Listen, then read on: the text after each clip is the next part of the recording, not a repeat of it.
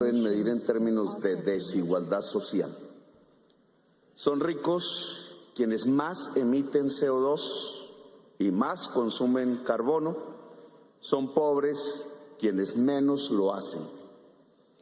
Es esta desigualdad social sustancial en el mundo de hoy la causa por la cual ha fracasado los objetivos de la COP de París.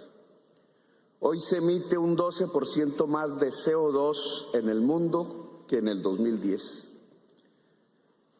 Es decir, los sectores más ricos de la humanidad han expandido su consumo de carbono y por tanto las emisiones de CO2, llevando a la humanidad y a la vida a la crisis.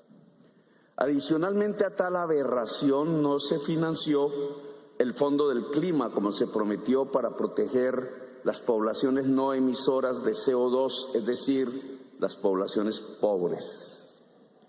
El capitalismo de los países ricos se resiste a desvalorizar la riqueza propia de sus sociedades, basada en la producción y consumo de carbono. Los estados de los países ricos no pueden ni desean desvalorizar su capital fósil, el capital asentado en el petróleo, el carbón y el gas. Eso disminuiría radicalmente y desbarataría la estructura de la riqueza. Es otra concepción de la riqueza la que nace de la descarbonización.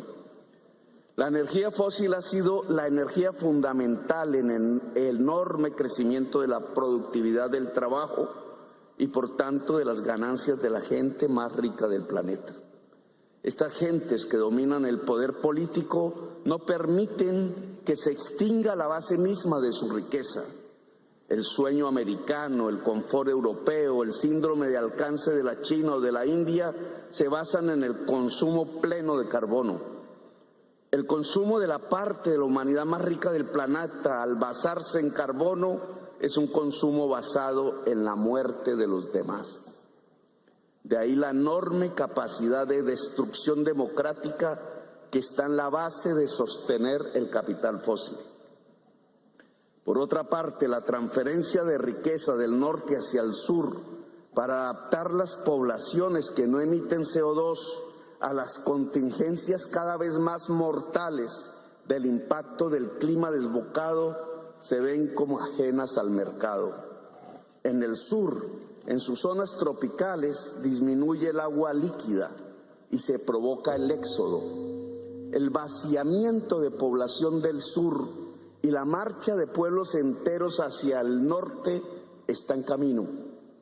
La enorme desigualdad social frente al consumo de carbono y el incremento cada vez más grande de carbono en la población rica del norte provoca el éxodo del sur hacia el norte. Hoy son decenas de millones, mañana serán centenares de millones. ¿Qué pasará con ese éxodo? ¿Qué pasará con la democracia? ¿Qué pasará con el derecho internacional? ¿Qué pasará con la humanidad? Los invito a que imaginemos una fusión, una combinación de hechos. La proyección de la crisis climática en 5 o 10 años y el actual genocidio al pueblo palestino. ¿Están desconectados estos hechos o podemos mirar allí un espejo del inmediato futuro?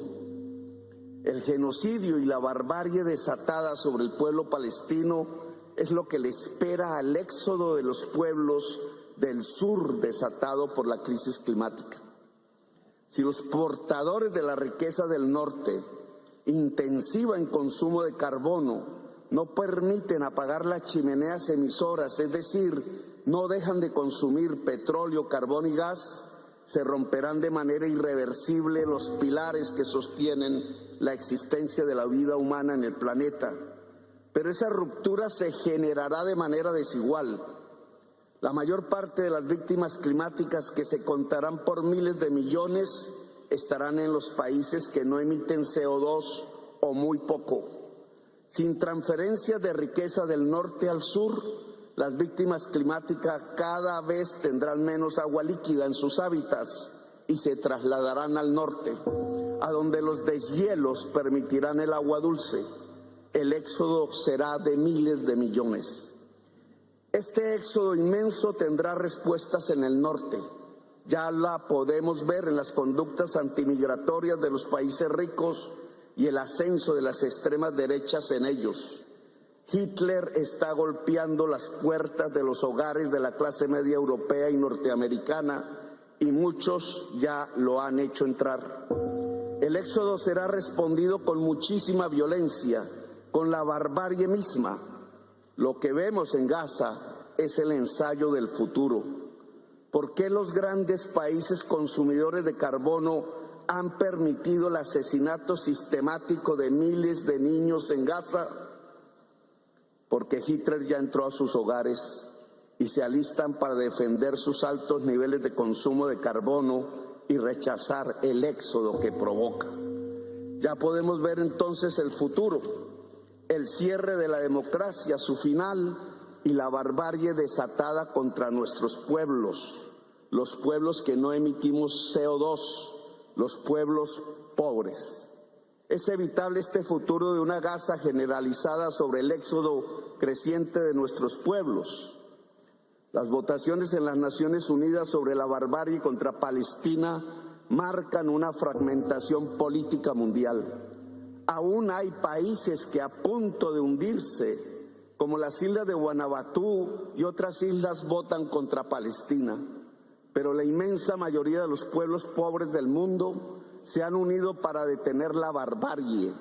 Solo votan a favor del genocidio los pocos países de Europa y Norteamérica, los grandes consumidores de carbono. No hay, por tanto, alternativa que el camino de siempre, el camino de la unidad de los pobres y su lucha. Colombia ha propuesto superar la crisis climática a partir del multilateralismo, es decir, del derecho internacional, de hacer vinculantes los planes de la COP a todas las partes, de crear un espacio de poderes públicos mundiales que planifique la transición hacia la economía descarbonizada.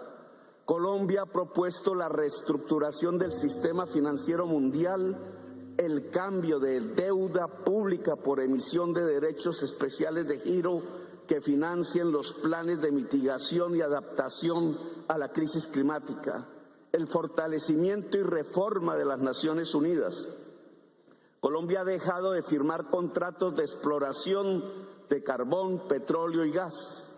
Colombia ha desmantelado el subsidio a la gasolina y propendemos por la prohibición mundial del fracking. Colombia ha alcanzado un 70% de su matriz energética limpia. Colombia ha aportado disminuyendo la deforestación de su selva amazónica en un 70% con sus propios recursos. Colombia espera la unidad de los países del sur en torno a salvar la vida en el planeta y la existencia humana. Quizás, si vemos resurgir entre los despojos una Palestina libre hoy, podremos ver mañana resurgir una humanidad viva en medio de los despojos de la crisis climática. Gracias, muy amable.